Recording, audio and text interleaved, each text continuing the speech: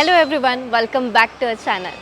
आज हम एक ऐसा शहर एक्सप्लोर करने वाले हैं जिसके हर कोने में कहानी छिपी है। और ये कहानी कुछ सालों पहले की नहीं तो सीधे रामायण से है। अब तक आपने गेस कर ही लिया होगा। और ये शहर हम दोनों के दिल के बहुत करीब है। Let's explore Nashik city.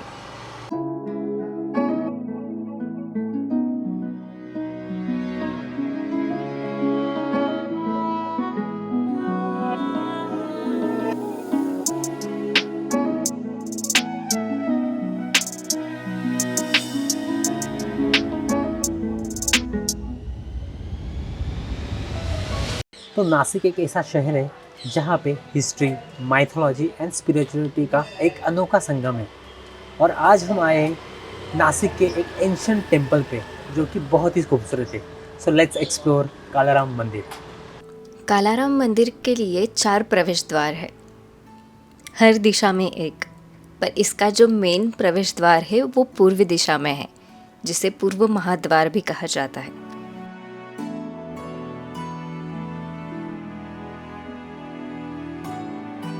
ये मंदिर 18th सेंचुरी में बना था और तब इस मंदिर को कंस्ट्रक्ट करने के लिए 12 साल का समय लगा था। और आपको पता है, उस ज़माने में मतलब 18th सेंचुरी में इसको कंस्ट्रक्ट करने के लिए 23 लाख रुपीस लगे थे। Can you imagine? ये मंदिर नासिक के पंचवटी एरिया में स्थित है और ये ओल्ड नासिक में आता है। तो यहाँ की गलियाँ छोटी छोटी हैं, तो यहाँ आने के लिए आप ऑटो प्रेफर कर सकते हो। महाद्वार से प्रवेश करने पर भव्य सभा मंडप हमें नजर आता है, जिसकी ऊंचाई लगभग 12 फीट होने के साथ साथ यहाँ पर 40 खंबे हैं। यहाँ एक छोटा सा हनुमान मंदिर है और वे अपने आराध्य राम के चरणों को देख रहे हैं, ऐसा लगता है।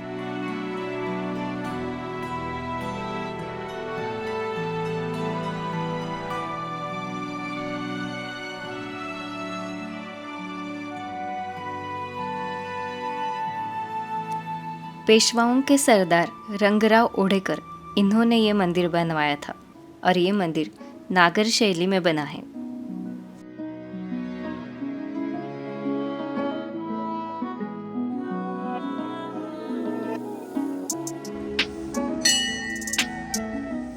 क्या आपको पता है इस मंदिर को कालाराम मंदिर ही क्यों कहा जाता है?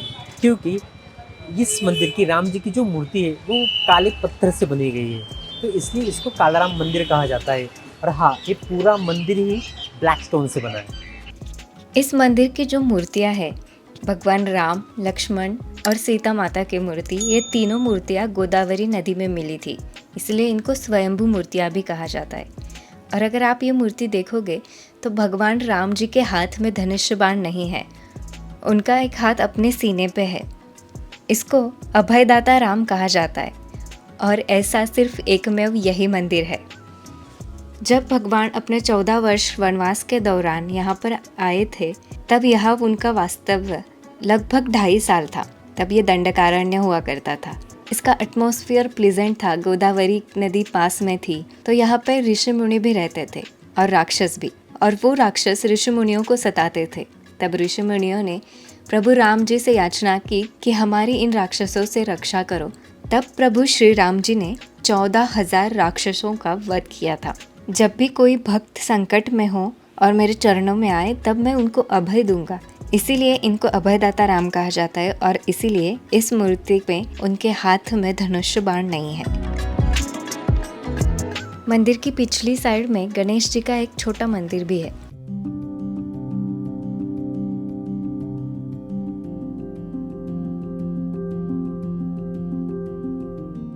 पूरे मंदिर का कंस्ट्रक्शन ब्लैक स्टोन से हुआ है। इस मंदिर का शिखर लगभग 70 फीट ऊंचा है। इसका ऊपर का मेन कलश सोने से बना है और ये एकदम नगारा स्टाइल आर्किटेक्चर में बना है। अगर आप ध्यान से देखो तो इन पर बहुत ही खूबसूरत नक्काशी की गई है।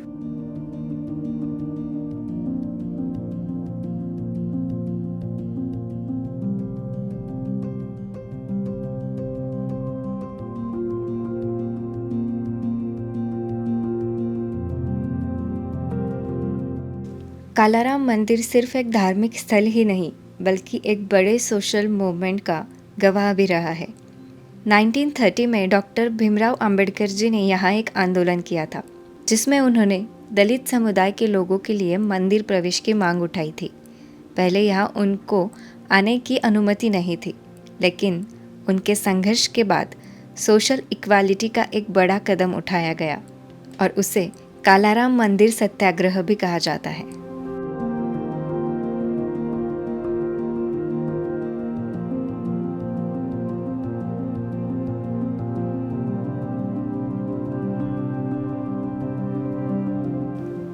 यहाँ पे कुछ समाधि और दत्ता की मूर्ति भी हमें देखने को मिलती है।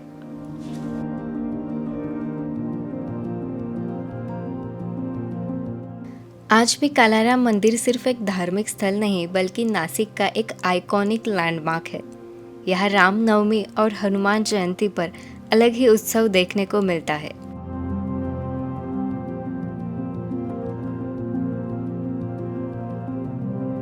यहाँ पर लाइट और शैडोज का इतना खूबसूरत प्ले चल रहा था और ये इतना ब्यूटीफुल आर्किटेक्चर है, तो इसकी शांति में थोड़ी देर बैठ के हमने भी इसको निहारा और फिर आगे बढ़े सीता गुफा की तरफ। कालाराम मंदिर से सीता गुफा वॉकिंग डिस्टेंस पे है। So now we are walking towards the Sita Gufa. Let's go. सिर्फ 2 मिनट के वॉक के बाद हम सीता गुफा पहुंच जाते हैं और ये बहुत बड़ा बरगद का पेड़ जो आप देख रहे हो, ऐसे यहाँ पे 5 पेड़ है। बरगद को मराठी में वड बोलते हैं और ऐसे 5 पेड़ यहाँ होने के कारण इस एरिया को नाम मिला पंचवटी। यहाँ पे बहुत बड़ी लाइन है, so we are standing in line now.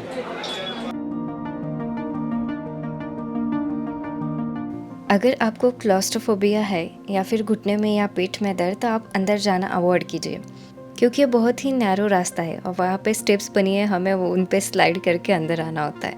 और अब तक ये इतनी स्मूथ बन गई है कि हम अपने आप स्लाइड होते हैं।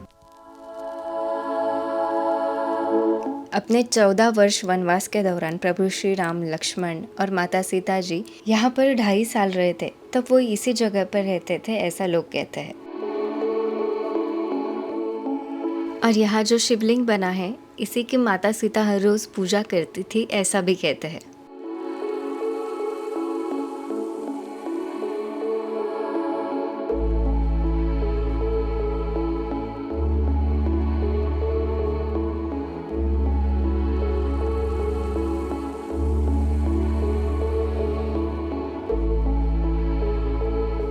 अब हम आए हैं गोरेराम मंदिर।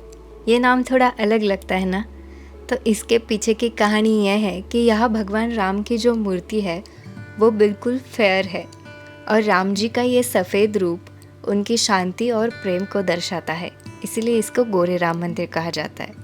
यहाँ लगभग सारे मंदिर वॉकिंग डिस्टेंस पे है। सीता गुफा से ये मंदिर भी वॉकिंग डिस्टेंस पे ही था और बाहर हमें ऐसे कुछ स्टॉल्स देखने को मिलते हैं।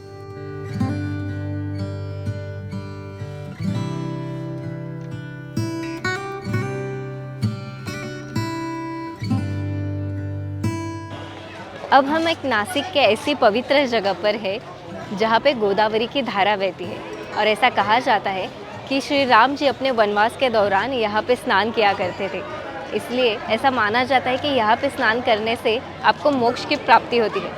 और हाँ, श्री दशरथ जी की अस्थि विसर्जन भी श्री राम जी ने यहीं पे की थी और ये है रामकुंड।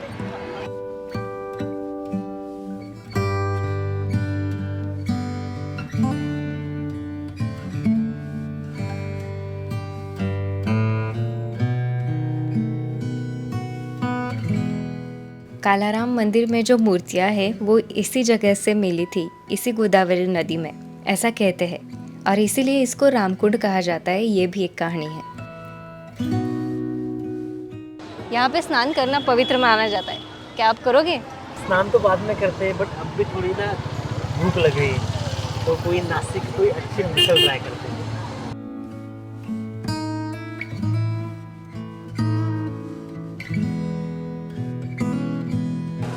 अब हम अंबिका मिसल आए हैं। रामकुंड से ये भी बिल्कुल वॉकिंग डिस्टेंस पे है, सो ये भी नासिक की बहुत ही फेमस मिसल है। सो लेट्स सी कैसी रहेगी ये मिसल। अभी तो वेटिंग है बहुत सारी। लगभग 1.5 घंटे की वेटिंग के बाद फाइनली हमारा नंबर आ गया, पर मुझे लगता है ये थोड़ी सी ओवर हाइप्ड है। हर शहर का मिसल बनाने का स्टाइल अलग होता है। ये काले मसाले में बनी हुई मिसल है और ये थोड़ी स्पाइसी है। If you love spicy misal you might enjoy it. तो आपको हमारा आज का वीडियो कैसा लगा, कौन सी कहानी अच्छी लगी, हमें कमेंट करके ज़रूर बताएं। और आपने इन प्लेसेस में से कौन से प्लेसेस विज़िट की है वो भी हमें बताना। और हाँ, जाते जाते लाइक और सब्सक्राइब करके ज़रूर जाना। Latika and Miteshwar signing of.